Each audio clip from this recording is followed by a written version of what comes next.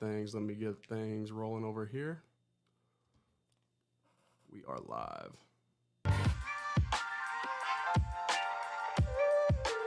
As y'all trickle in, welcome into the Lando Show. Cowboys Rams reaction to Week 1 preseason game. Just gonna talk through a couple things. I want to hear what you guys' thoughts are. While we do that, get the alpha brain rolling. The thinking cap on, you know what I'm talking about. Lance was overthrowing. Yeah, so we're gonna talk about that. Trey Lance was overthrowing. His howitzer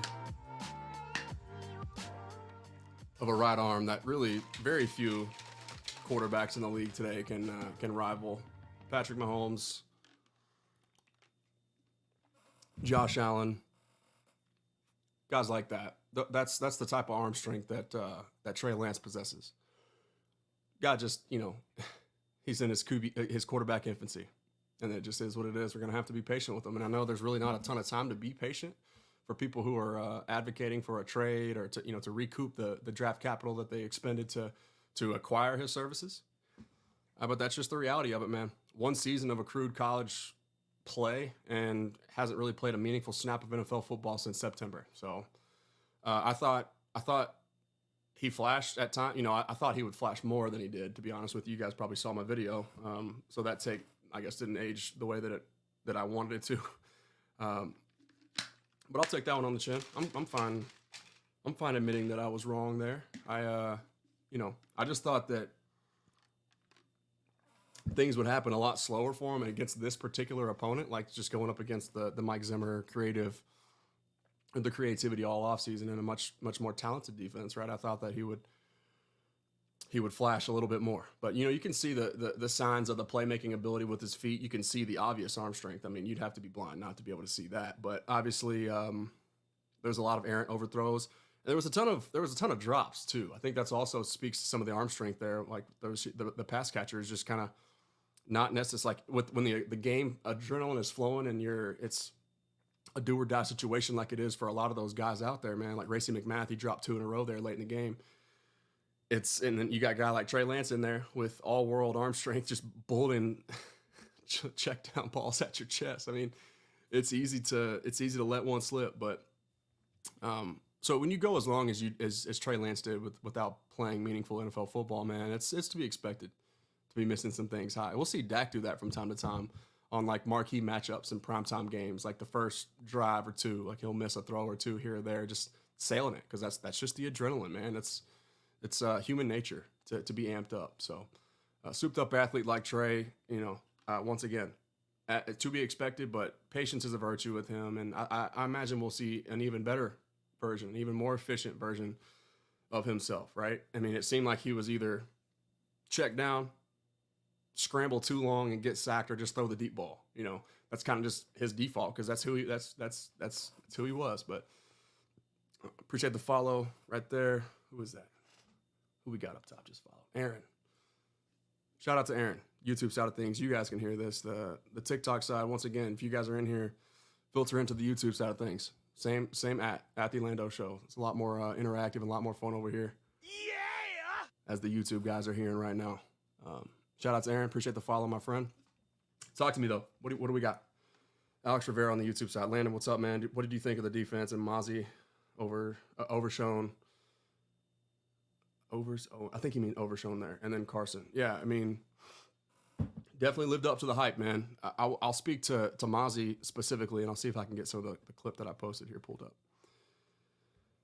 for y'all.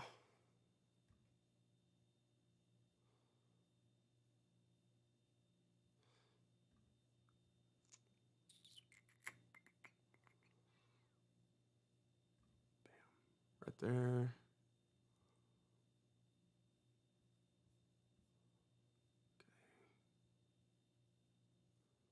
Hope y'all can see that. Let's see here. Let's pull up my Twitter real quick.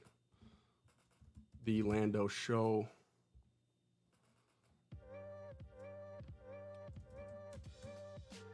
Mazi.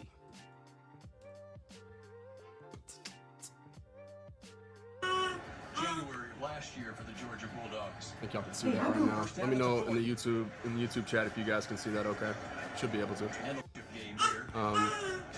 Just showing a clip here, and you guys can probably, if the volume's on, you can hear my daughter in the background.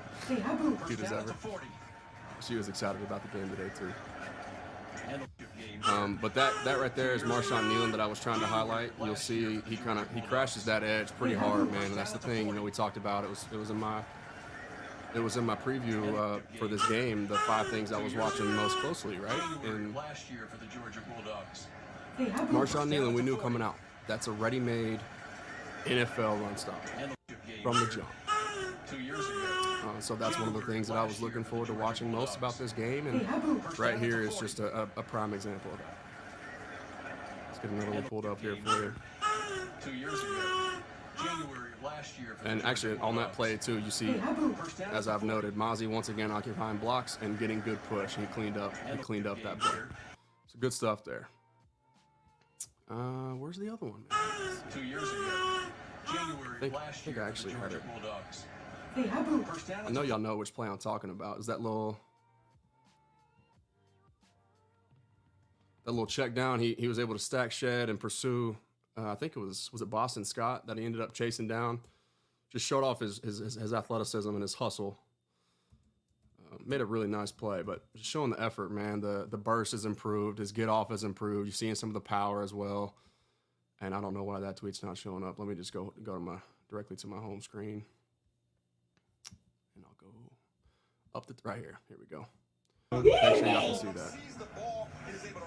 Just look at that. Damn. Good stuff, Maz. Yeah, that's Boston Scott. We'll check down for Stetson Bennett. You'll see. Oh, God. So he's lined up at the nose. He diagnoses it well, is able to shed the block, and just chase him down, man. Just showing effort, hustle. Hats to ball. Hats to ball. Damn. Daughter once again getting active back there, so you can hear my wife and I chatting her up. But you know, go ahead and throw one of these up for my guy Mazi. Look that look. Hey, stuff, Maz. Good to see you showing a little bit of that capability that we drafted you to be, man. Fun stuff. Good on you. Continue to grow, continue to improve, and continue taking to good coaching by Jeff Zanina. And speaking of which, let's go ahead and pull that video up too. Jeff Zanina's been on him hard, y'all. And you can see that that's starting to pay off a little bit. A coach that believes in him, that wants to see him succeed, and bring the best out of him. There's some of those tendencies, once again, that I talked about. I'll get that pulled up here real quick. Listen to my guy Bishop while I do that. Hell no. Let's go Mazi Smith.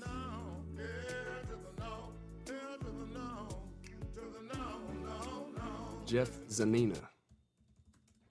Oh, real quick, I forgot to mention this at the top of the show. Biggest winners from today's game.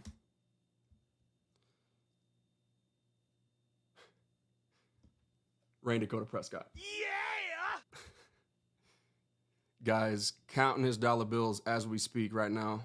You know, a lot of my friends behind the scenes that, let's just say, may or may not necessarily pay as close attention as others to the offseason, they're like, damn, Trey Lance looks really erratic and inaccurate.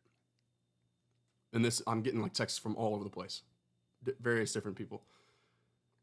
So, you know, my hope was, and you'll see follow me on Twitter, that's the best way to keep up with me. So I don't have to sit here and redirect you to a bunch of the different things that I'm saying. But,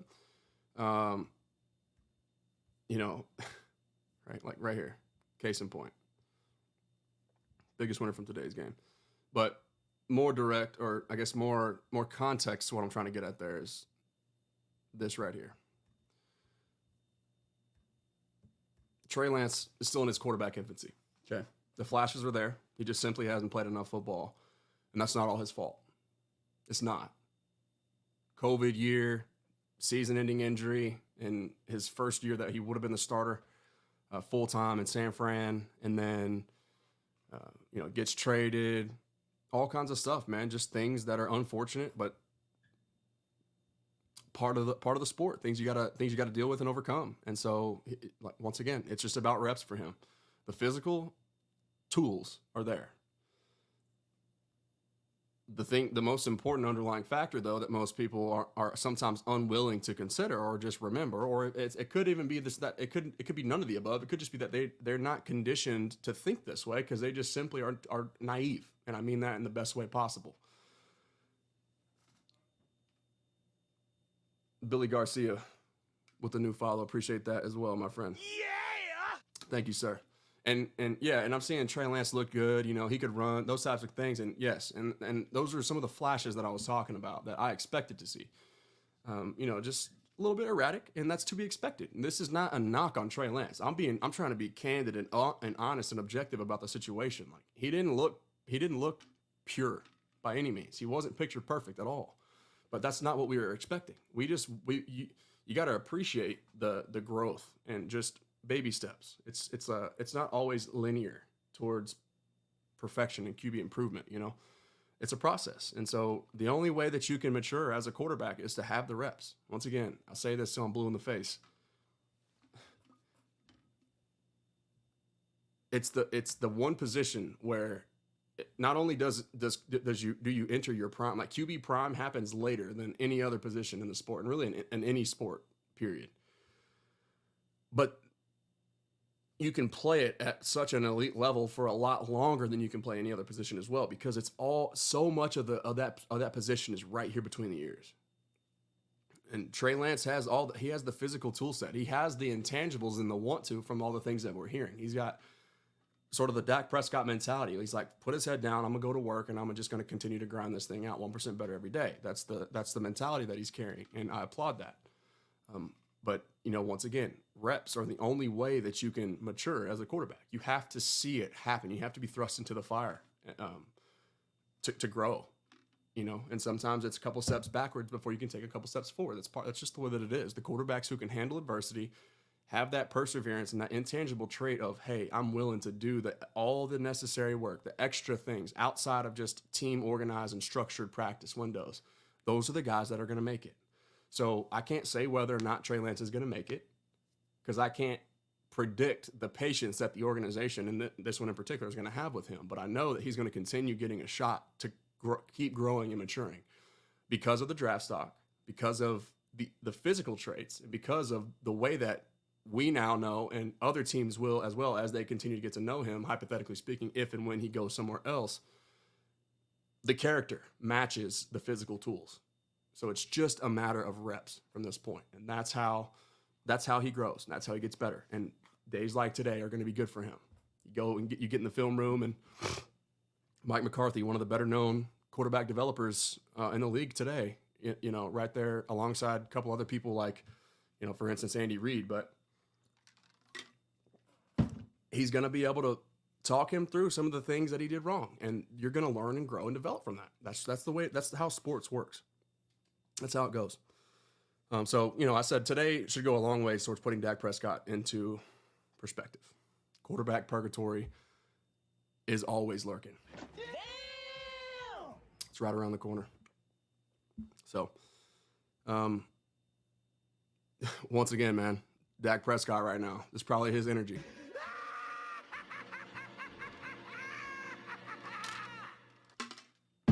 And that's the Joker laugh for anybody on the TikTok side that can't hear it.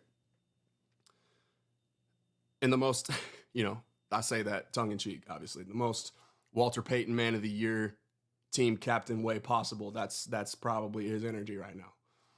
A lot of people should have seen today, and I would imagine have taken away like, or at least I would hope.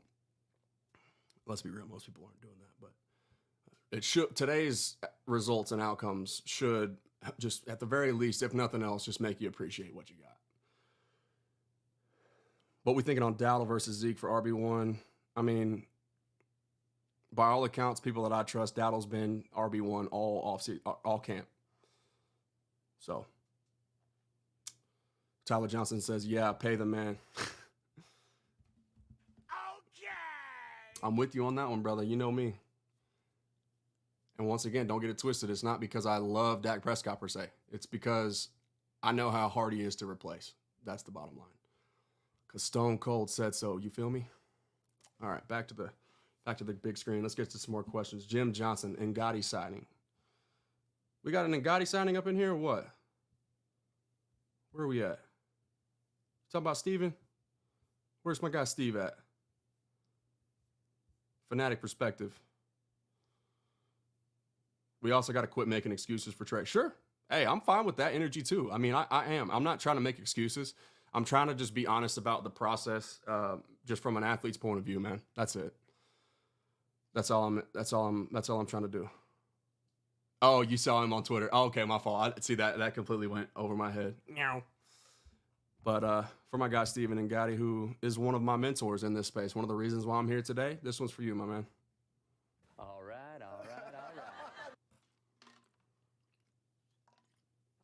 Steven Ngotti, Fanatic perspective. I see CeeDee Lamb's gone over here. Come on now, man. What are we? CeeDee Lamb is gone, guys. Throw him out. Get him out of here. So, CeeDee Lamb is not gone. If anybody didn't catch that sarcasm, if you're on the TikTok side and you didn't catch the sarcasm, it was a it was a sound drop, essentially saying he's not going anywhere. Guyton looked tough. He sure did. Sure did, my friend. Another thing too. Yeah, so I'm gonna have to go back and watch the all-22 of this game to really evaluate. Like I said, the offensive line position from the broadcast view, you can't evaluate trench play properly, the way that I want to anyway.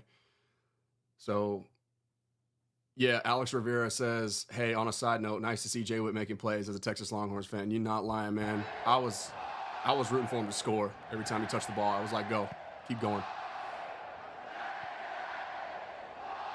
Jay Witt. You know what? Actually, you just inspired me, Alex. And this is not me tooting my own horn whatsoever. This is just simply me highlighting a man who deserves to be highlighted. I'm going to show you what I mean right here.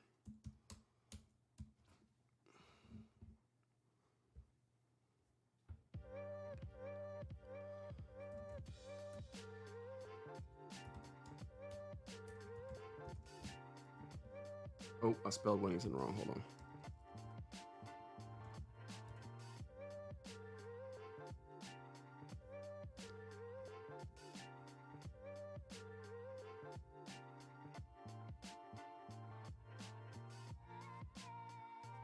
So here's the tweet that I had on day 3, late in day 3, whenever Jordan Whittington was still on the board.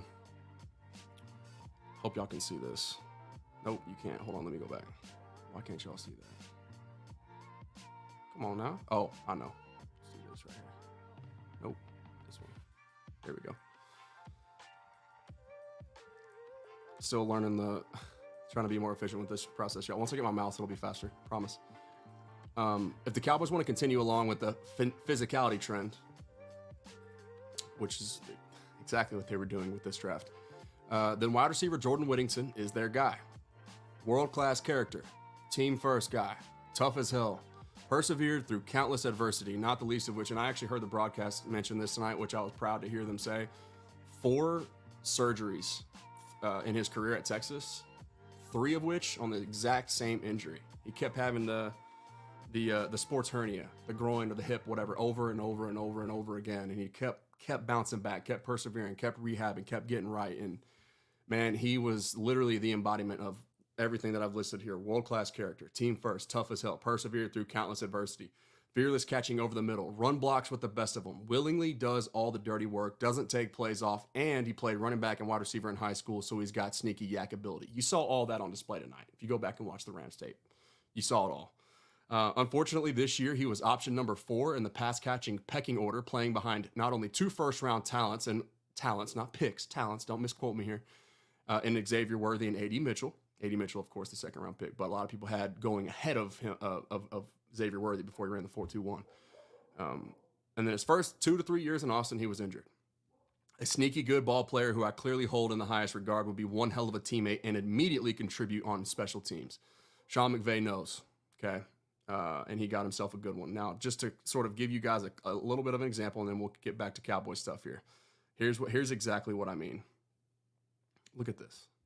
I'm actually going to show you a couple of different examples because my timeline's littered with stuff. Me just trying to emphasize how much I respect this dude's game. Just watch this. This is just want, effort, want to, toughness. Just tooth and nail, man. Every play. And you're going to see another example of that in a better way here. And once again, on the TikTok side of things, if you guys, I know it's weird, but I'm trying to answer questions over here as well, give you guys the respect that you deserve. But YouTube is the best way to follow along here. Let's get to the next one right here. This is game on the line. I kept going, and I kept going. I kept saying one day gonna be my day. Might not move as quick. I just kept going.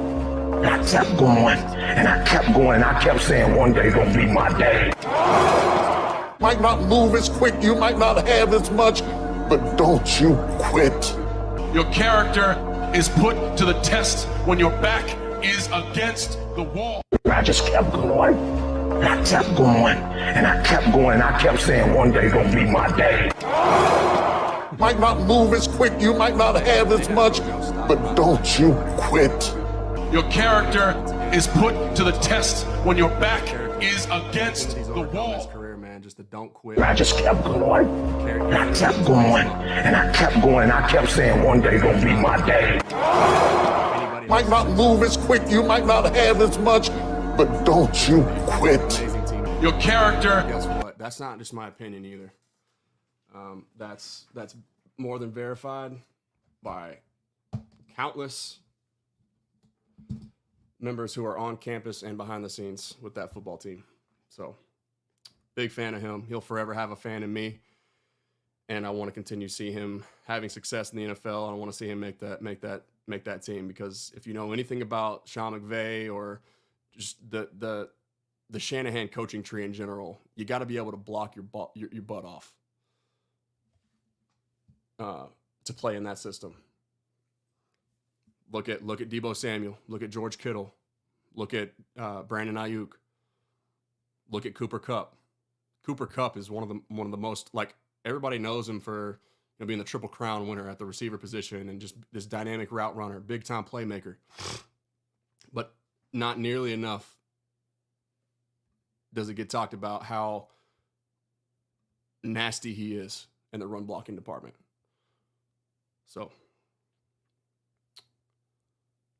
Robert Woods, Bobby Trees, by the way, was the same way.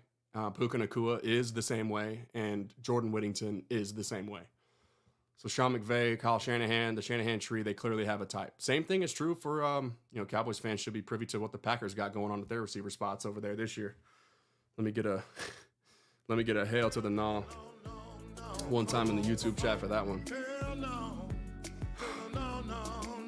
Will you be doing YouTube content for Texas this season, as your content is great? We need it. So I won't be doing YouTube content unless I'm featured directly on an Inside Texas YouTube post. I'm doing all the short form content creation for Inside Texas right now. You probably see me, if you're a Texas fan, you've probably seen me on Instagram, or there's a Facebook page over there that my stuff goes directly to as well, and then on Twitter.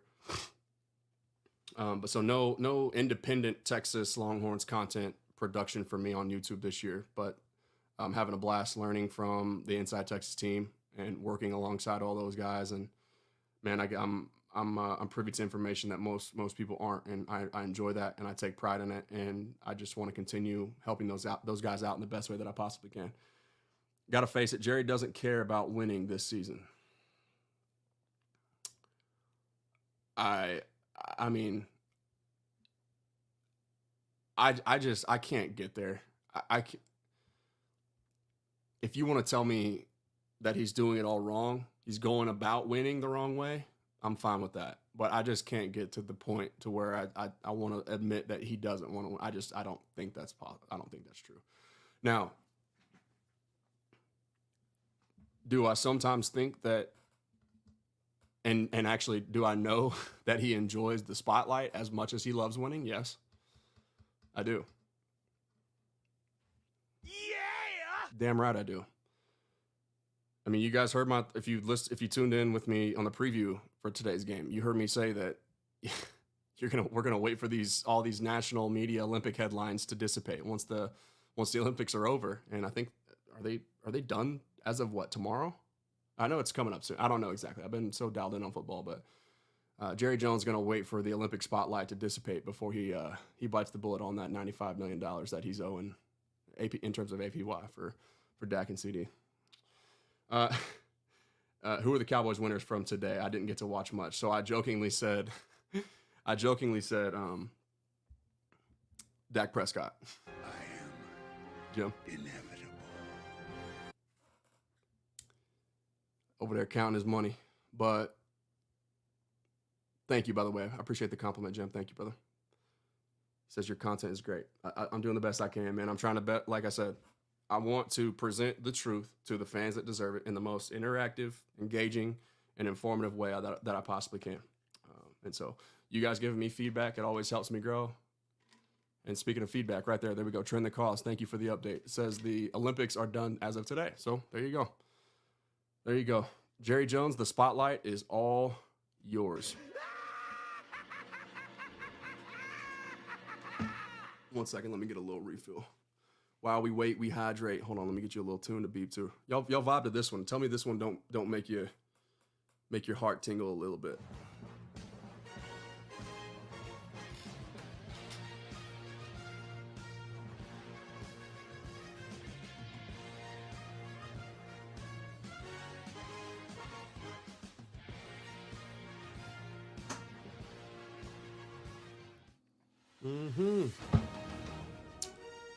Also, for anybody that has any idea.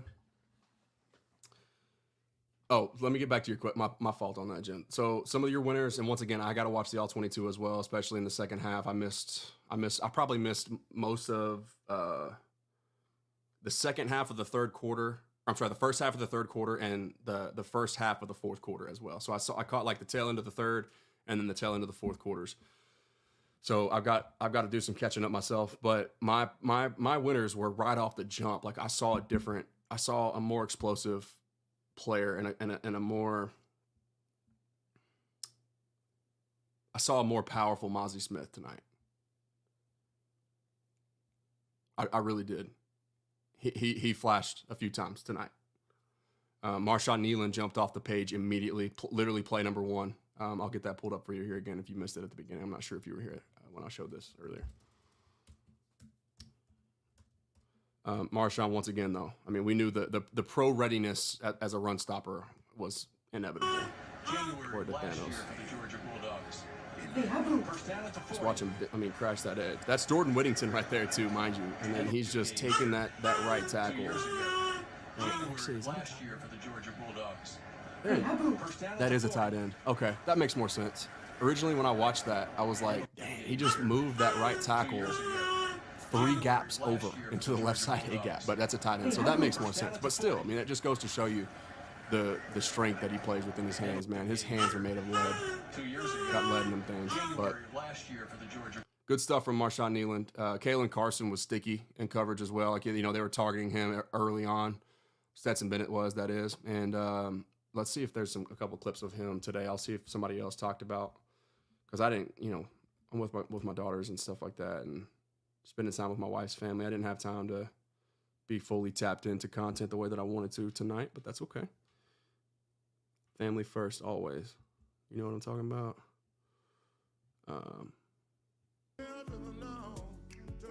That's not the one I wanted to put. What? There we go. Let's see here. Kalen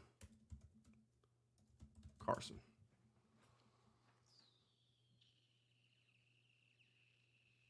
So, 2i. Aisha Morrison. You guys are probably familiar with her work. If you're not, you should be. Does great things for the draft show and DallasCowboys.com. Let's make sure you guys can see that page here. Let me pull it up for you. Oh, I just realized you didn't get to see hold on. Let me run that back for you. The Marshawn Nealon thing. Once again, y'all, bear with me. I appreciate your patience. Let's see. Get back to Kalen Carson in just 1 second. Hold up. This for my guy, Jim.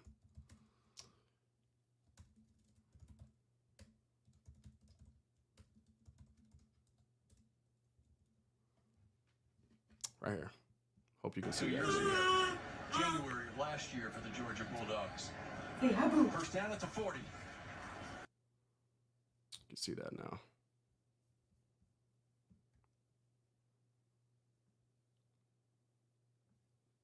I mean, you can just see the strength. The run stop ability at the edge spot was something that this team desperately needed. Somebody opposite DeMarcus Lawrence. That's what they're getting in Marshawn Nealon, and he's going to be a big factor, especially now that Sam Williams is down. And not that Sam Williams' strength by any means was run stop, but still, he's going to play a lot more now regardless because of that injury. What I do want to do real quick, let's look at some Linval Joseph stuff real quick. As outspoken as I've been in regards to Linval, how many years are the Cowboys front office going to have to keep being hard-headed before you change your mind? Change my mind on what?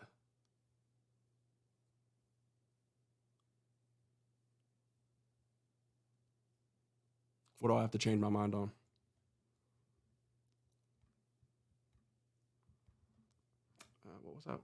What was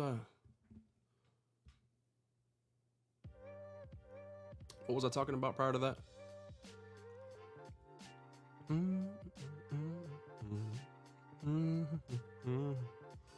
Let's go ahead and get Kalen Carson pulled back up real quick. Y'all can see what 2I said. Oops. He's got an E. Shout out to Aisha Morrison. Great work. Big fan of hers. Y'all can see that right there. Kalen Carson has been a bit late in his rotations today, just giving the receiver a little bit too much cushion to find their spot. Whittington is a baller, clearly. Hey, another shout out to my guy, Jordan Whittington. Appreciate that love right there. Aisha. See, y'all, I told y'all she knows what she's talking about. Whittington is a baller, clearly, but it hasn't been the cleanest day for the Rook. That's all right. He made some good tackles in the meantime. Yeah, see, I thought he tackled well, and there was a couple targets that I noticed specifically where he was stride for stride with the receiver. So, learning curve for sure. Big adjustment into this league, but his time will come. Jerry wanting to actually win a Super Bowl. Well, so let's talk about this then, Deer Hunter. So Deer Hunter says, just so everybody's on the same page here. Let me get me back on the screen. How many years are the Cowboys front office going to have to keep being hard-headed before you change your mind on Jerry wanting to actually win a Super Bowl? So my thing is, I can easily get myself to a point to where I can say, okay, even if I don't necessarily agree with the team building philosophy, he wants to win so bad that he's willing to have a perennial 12-win coach on the hot seat and entering into a contract year, fresh off of 3 12-5 win seasons. So, I mean, I don't know. That's just kind of the way that my perspective is. Like, what's it going to take for? I mean, if he never wins it, I guess it'll never be proven correct. But I just don't. A guy that's everything that we know about who he is to his core, it's not even his team anymore. But the guy that he used to be prior to Stephen Jones taking over and really captaining the ship back in 2014, when it really started to, like, the tide changed in terms of who had the final say and who was really largely in control of the organization. I mean, Jerry Jones was a go-getter, man. He was, I mean, much more aggressive in free agency, much more aggressive in every aspect, really. But I don't know. Once again, to me, it's I can't focus a ton of my energy on whether or not Jerry Jones or the Cowboys are capable of winning as long as he's alive. I gotta go with what I can see and evaluate, like, tangible evidence on the field, and just focus on that stuff as best as I can. It's obviously hard to block out all the noise when it's a $9 billion franchise, y'all. They're always going to be in the headlines and mostly for the wrong reasons, because when you're the biggest franchise, the biggest brand, 31 other teams love to hate you. So, and just like I've talked about, part of the reason why I'm here is the mainstream media is going to cater to that. So that's why you see all the noise, and that's why so many fans are so misguided. Let me say that one more time. That's why it's hard to block out all the noise, and that's why so many fans are so misguided. But the 11 of you in the YouTube chat right now and the 12 of you in the TikTok chat are in the right place. Put it that way. Yeah! What? Okay! You heard me. Jerry Jones won 3 Super Bowls and will always do it his way. I don't know if I necessarily agree with that, Jim. I don't necessarily know that he has the final say anymore in the team building.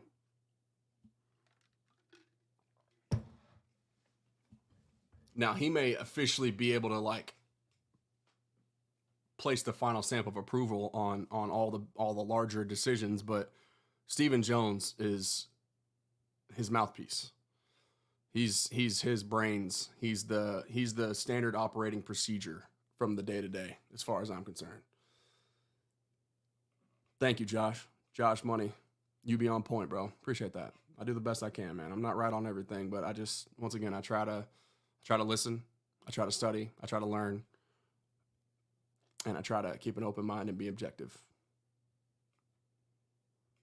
Steve-O says, love the content. Always go into depth about things, man. That's who I am. Sports below the surface, man. Yeah! That's me. That's the only thing I've ever known. It's the only thing I'm good at. Catboy. Yeah. I mean, are you saying that he's not the one that's running the ship right now, Jim? I'm not saying he runs it the right way, but I'm saying that he is large and in charge in Frisco. I don't think that's up for debate anymore. But yes, I'm referring to Catboy. Catboy.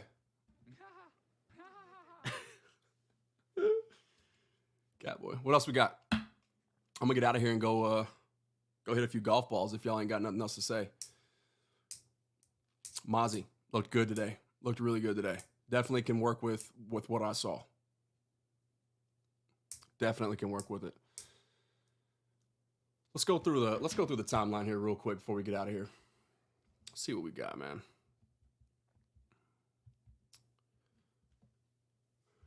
Let's see what we got on the TLs here. What are y'all saying?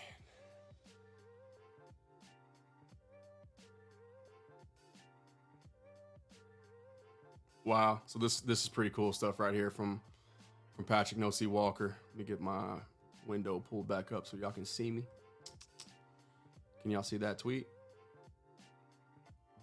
Yes, you can. Sure can. DeMarvin Overshone said one thing that really blew his mind was when he was on the sidelines, the number of times that Mike Zimmer wouldn't look at his play sheet at all, calling the plays based upon whatever he saw in real time. Shout out to Patrick No C Walker, man. One of the leading members of this Cowboy sports media industry. Big fan of his work. If you haven't checked him out either on DallasCowboys.com, you definitely should. He writes. He's a writer. He's very eloquent. He's very, very, very, very, very smart in a unique way, man. The dude really has a way of like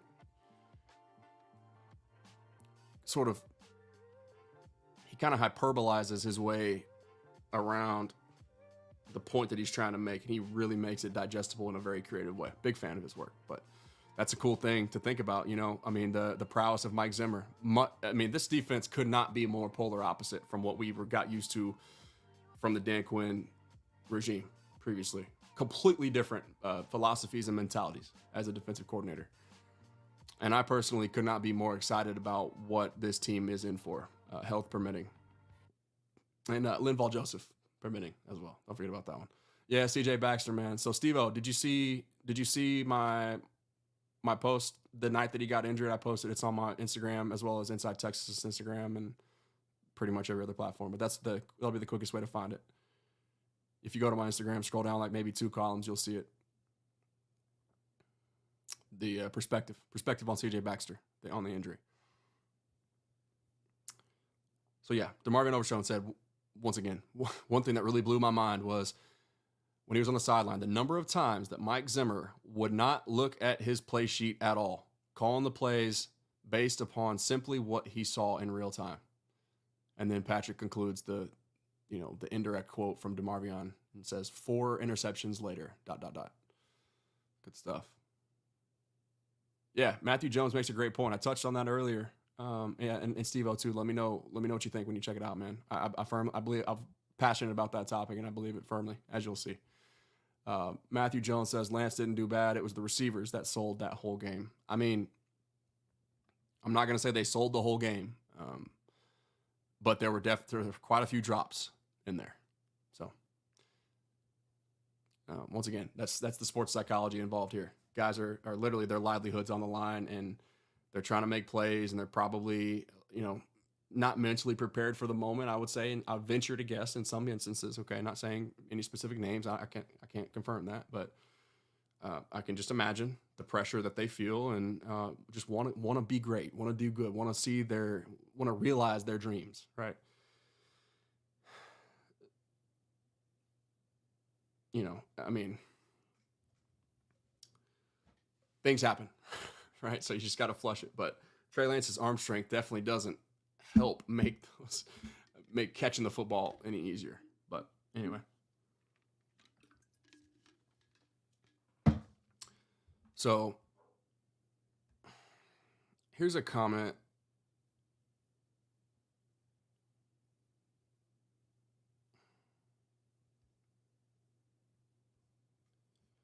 This is interesting right here. Burgers and blitzes at Not to Be Trite. Let's make sure y'all can see what I'm talking about. Yeah, I think y'all can. So let me click on his. He says, no BS. There's absolutely zero way Trey Lance makes the 53, much less the 46. It's over. There was literally nothing to build off there. And then Kavanaugh's reply, you think they cut him for zero cap relief, though? And he says, cut? Nah. They hate admitting mistakes, so you got a point there. But hold up, though. We got to talk through something, because isn't the new rule where the 3 quarterback rule now, teams can roster him without necessarily taking up a practice squad spot, correct? What is that rule? I know it's a new thing. Hold on, let me pull it up. Y'all gonna catch me lying. Hold on.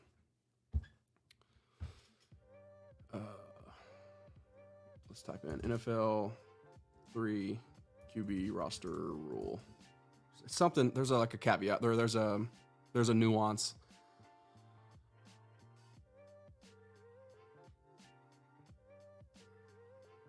Okay, that's what okay. Yeah, so if a club has 2 quarterbacks on its 45-player active list, I thought it was 46. I don't know. Third quarterback from its inactive list is permitted to dress for the game, but if he enters the game during the first 3 quarters, the other 2 quarterbacks are thereafter prohibited from playing. Got it. Yeah, so here it is, the NFL's official legislation. Make sure you guys can see.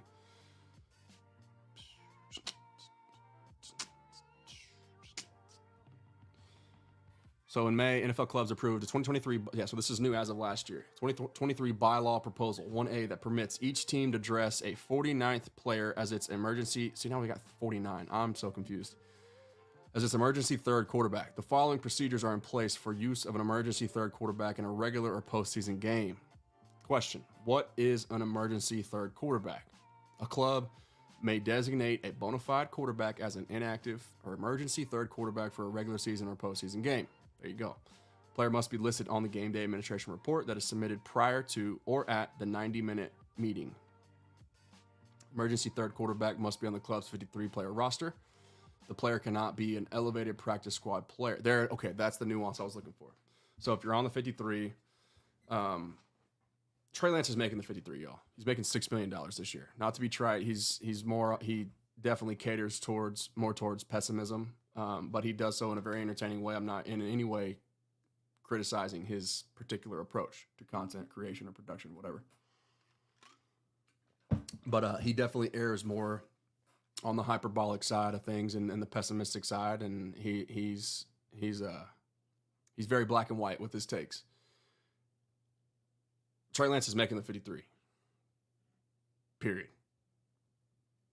And it's largely due to what Jeff Kavanaugh said, right? I mean, they're not going to admit they're wrong that way and just cut him. Like, that's $6 million that they're going to eat. They don't get any relief from that. It's fully guaranteed this year. And, they spent a 4th-round draft pick on him for 2 years of a wait and see. Let's try to see if we can take a shot in the dark and hit approach. They're not cutting Trey Lance, y'all. Period. With more reps in practice, he could be a solid quarterback too, bare minimum. Yeah, I mean, people writing him off after if you're writing him off before today, like I said, in my video that my project that I posted. I think you're missing it just a little bit. If you're writing him off after one preseason game, his first NFL action in over 2 years, I think you're missing it. I'll leave it at that. So I think we are all on the same page, though, as far as the emergency quarterback situation goes, but neither here nor there. So let me see here. Back to me. Bow.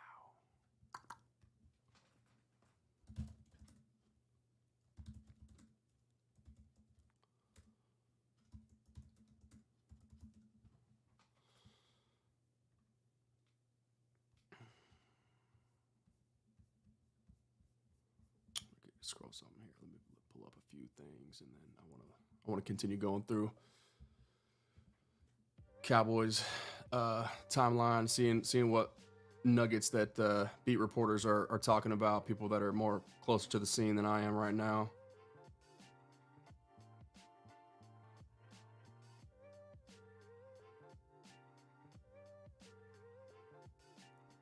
Let me see here.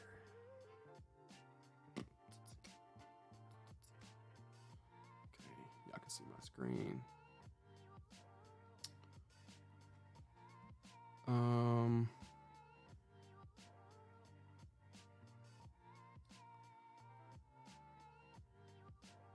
Interesting stuff here from Matt O and that Professor O.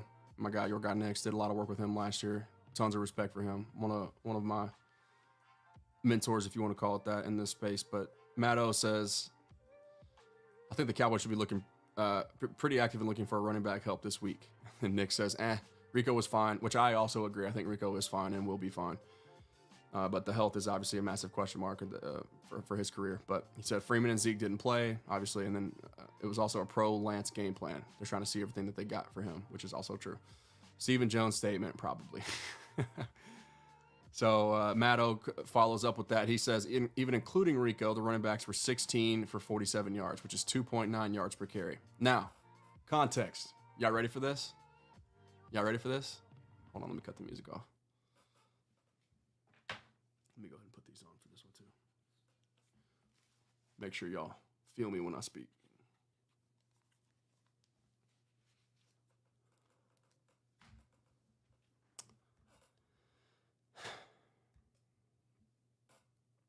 Now you can see that. At least you should be able to. What I'm talking about here.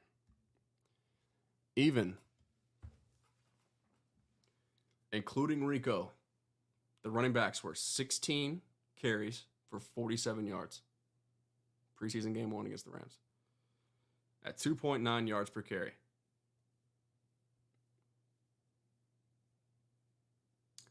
Now here comes the punchline. The Cowboys, in each of their last 3 playoff losses. And those of you very familiar with me should remember me saying this many, many times. Last 3 playoff losses. 3.2 yards per carry in each of those games.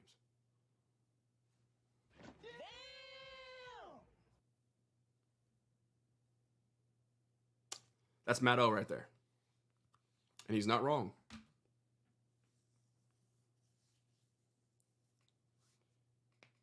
If we are hitting the proverbial panic button and saying, that's not good enough, we got to go get somebody else after today's performance, which came out to a 2.9 yards per carry clip, why aren't more people talking about the things that I've been trying to highlight in defense of the offense, but, you know, the quarterback, the coach, not necessarily the coach, because he's partly responsible. But Dak Prescott doesn't deserve to get that contract extension, even though only 2 of the 12 quarterbacks that are currently compensated higher than he is have more playoff wins than he does. That's neither here nor there. But Dak don't deserve to get the contract extension. They should let him walk because he's not good enough in the postseason. But also in the postseason, the Cowboys, in each of their last 3 playoff losses, have averaged 3.2 yards per carry.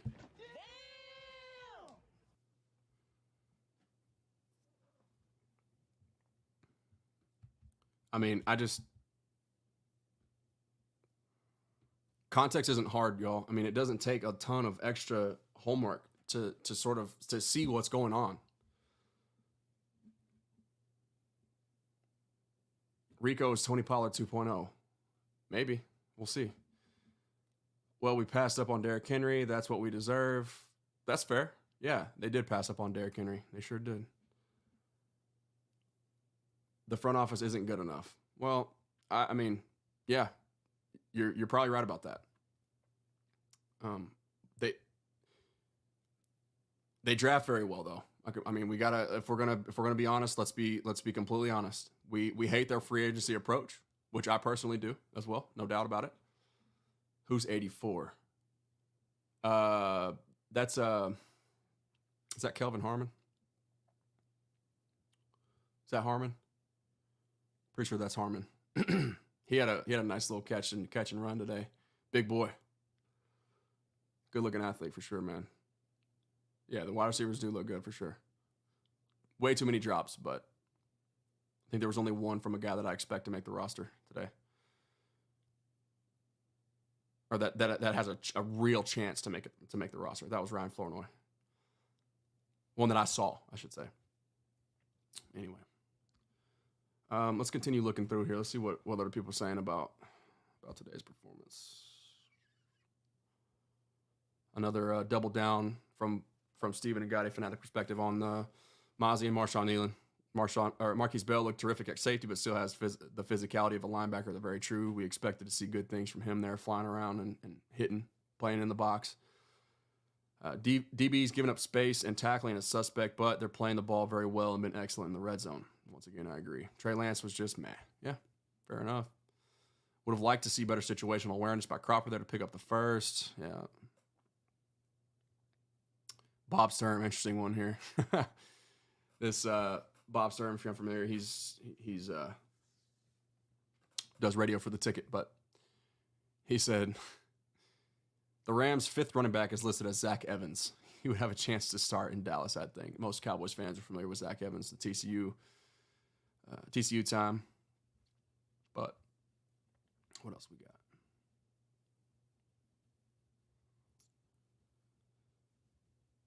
Different reviews, lots of different mixed reviews about Trey Lance, which is kind of interesting. Definitely kind of interesting. Yeah, DeMarvin Overshown, he flashed as well today too. I forgot to mention that at the top, but no question about that. Hendershot didn't look good. Yeah, he's had a tough camp as well, man. Although I will say I'm not worried about the tight end position at all, personally. I think whatever Peyton Hendershot lacks in the pass catching department, I think you've got enough depth in the form of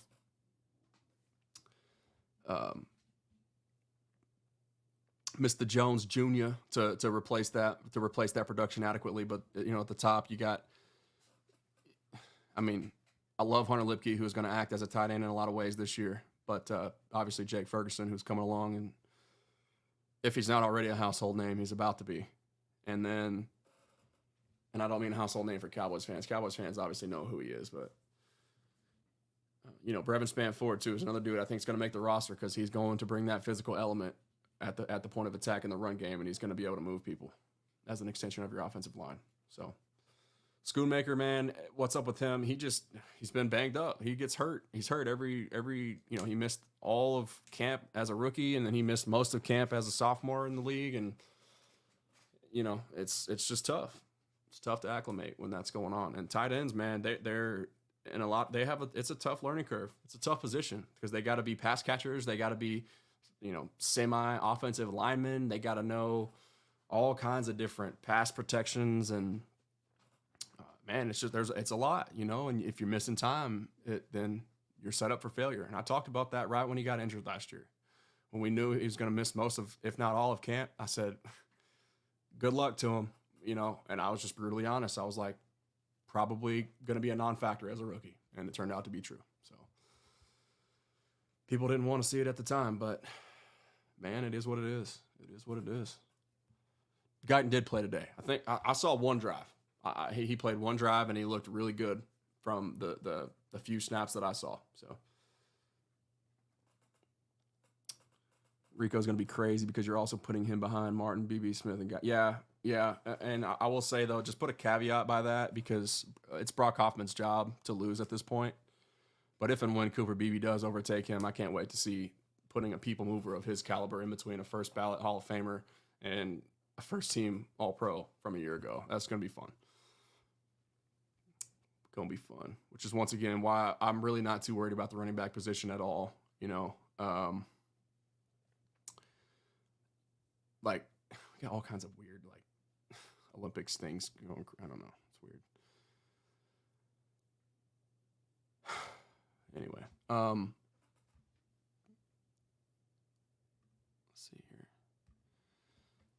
It's more about the who, or I'm sorry, the how in the running game than the who.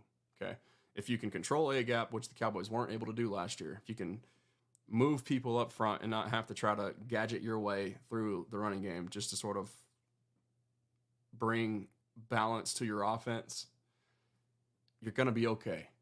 Regardless of who you got back there, whether it's Zeke, whether it's Rico, whether it's Deuce. I still have hopes for Deuce, even though with each passing day that he misses with injury, it seems like it's going to be another tough go for him. But he's different than anybody else in the running back room currently, and so that's part of the reason why I've sort of been banging the table for him. But if you can't contribute on teams, it's hard to make the team.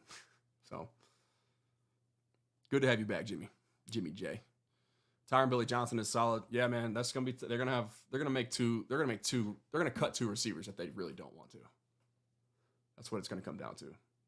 At the end of the day. At the end of the day. So, who on defense can play running back? Chill out, Paxton. Blue is really fast too. Oh wait, you talking about Texas? Hold up.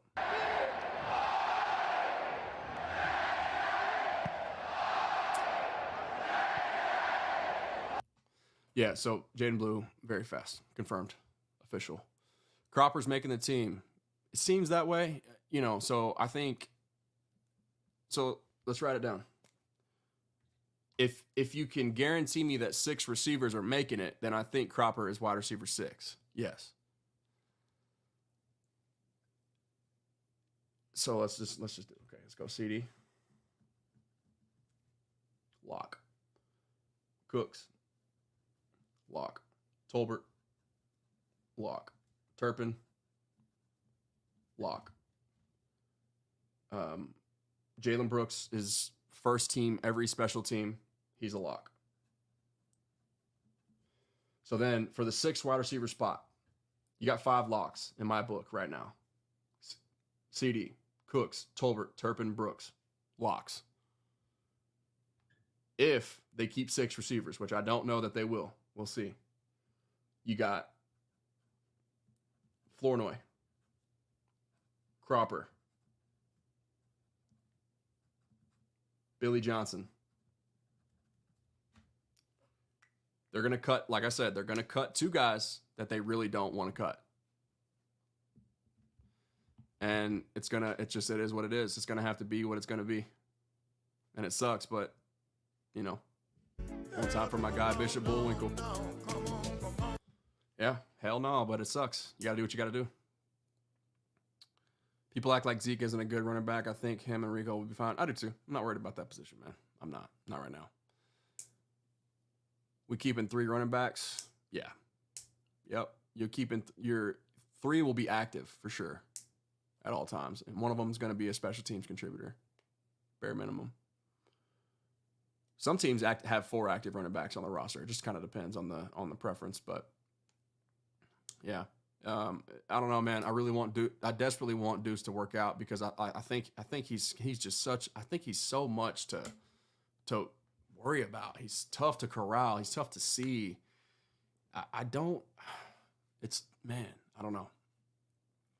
4 with Hunter. Yeah, that's the thing. That's the X factor because he's making the roster as well in my book. No question about it. But you could get cute with it if you want and list him as a tight end. I guess if Peyton Hendershot continues to be less than ideal or to perform less than admirably, and John Stevens just doesn't bring enough as a blocker, and you're like Brevin Spanford for some reason just like looks completely inept as a pass catcher. But I think Brevin Spanford's making this team once again because he's a people mover up front too, and he gets down and dirty in the run game. So I just want this team to be able to run the football better.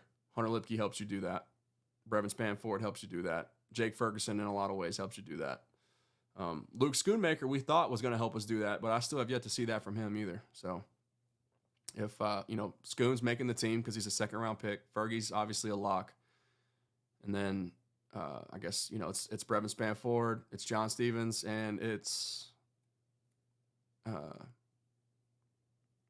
Hendo competing for that third spot. But I'd give the edge to Brevin Spanford at this point, personally. And I think they'd love to get John Stevens on the practice squad once they cut him. Luke, definitely this team's biggest regret. You think so? Could be. I'm not sure that they regret it necessarily, like, just yet, but I know for a fact, like, if they don't, they're saying, dang, man, what do we got to do to keep this dude healthy to realize his full potential, So it is what it is, man. It's 8:30, so I'm going to get out of here. My daughter should be getting home anytime soon. Stay off Michigan players, period. Yeah, especially after Texas gets done waxing them this fall, week 2.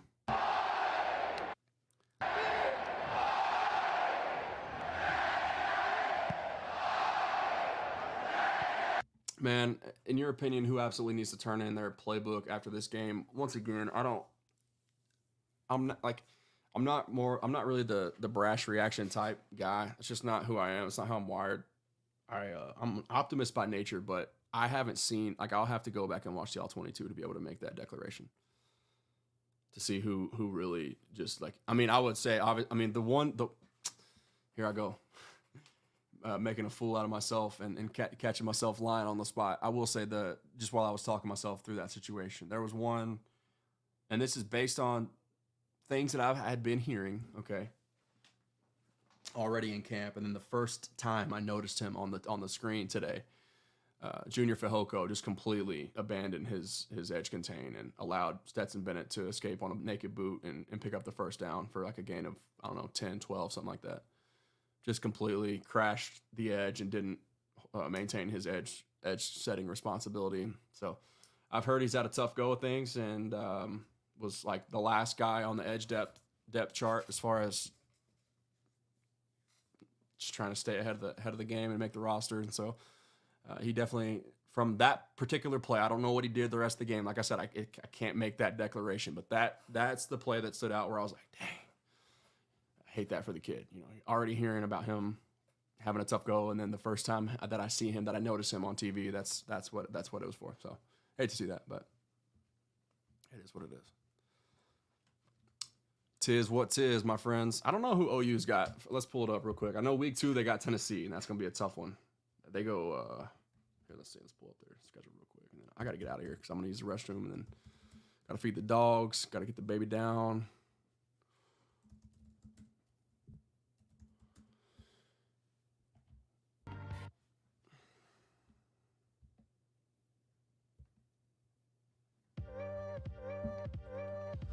Week 1, OU has Temple.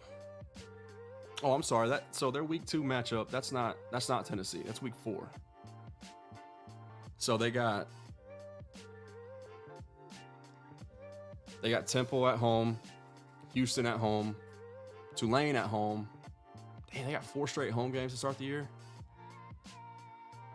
And then Tennessee at home. And then they go to Auburn, Texas at the Cotton Bowl, host South Carolina, and then they go to Ole Miss. They host Maine. They go to Missouri. Alabama comes to them, and then they go to Baton Rouge, LSU. It's like they got 20 home games this year. Good Lord. And I'll tell you what, right now, though, at Ole Miss, at LSU, hosting Bama, at Auburn, it's a tough schedule. Texas got lucky, man. Texas, not lucky, but it was a favorable schedule this year for them. They don't leave the state of Texas. They leave the state of Texas once in their first 7 games. and only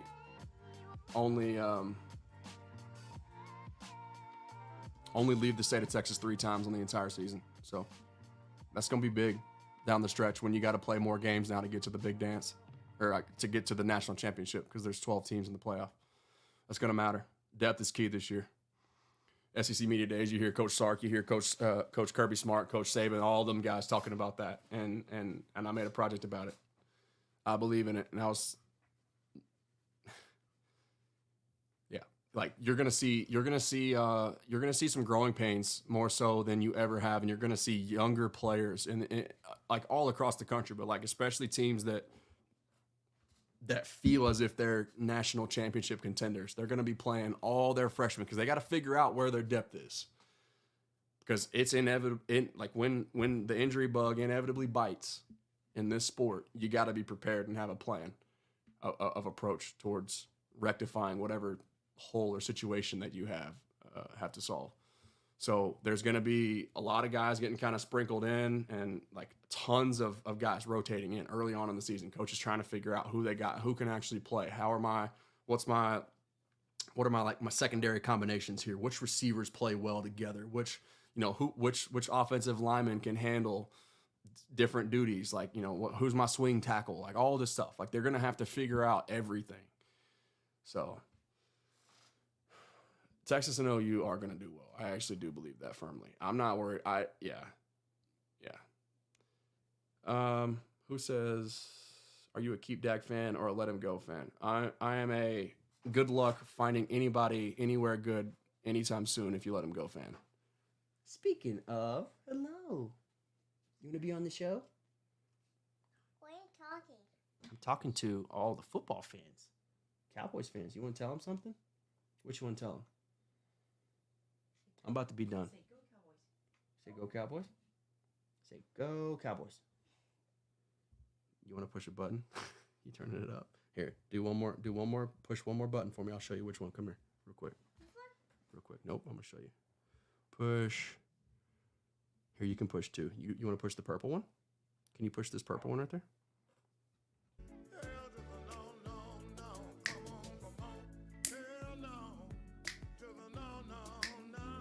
You did it. Good job. Give me 5.